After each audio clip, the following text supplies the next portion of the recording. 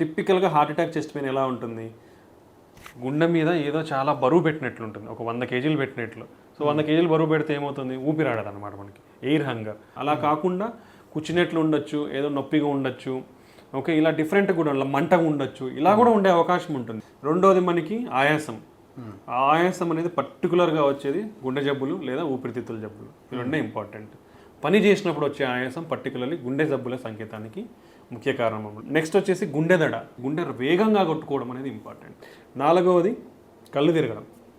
కళ్ళు తిరగడానికి అనేక కారణాలు ఉంటాయి, దాంట్లో గుండె జబ్బులు కూడా ఒక కారణం. అంటే మనకి ఈ హార్ట్ రేట్ అబ్నార్మాలిటీస్ కానివ్వండి, మన హార్ట్ పంపింగ్ వీక్ ఉన్నప్పుడు కానీ కళ్ళు తిరిగే అవకాశం ఉంటుంది. ఇలా డిఫరెంట్ కండిషన్స్ అనేది ఉంటాయి. సో కళ్ళు తిరగడం అనేది is not a simple sign. ఇంకోటి కాళ్ళవాపులు, పొట్టవాపులు, ఇవంతా కూడా ఇంపార్టెంట్. ఎందుకంటే రైట్ సైడ్ గుండె ఫెయిల్ అయిపోతే మనకు కాళ్ళవాపులు ఇవన్నీ వచ్చే అవకాశం ఉంటుంది. సో దాన్ని ఎవాల్యుయేట్ చేయించుకోవాలి. సో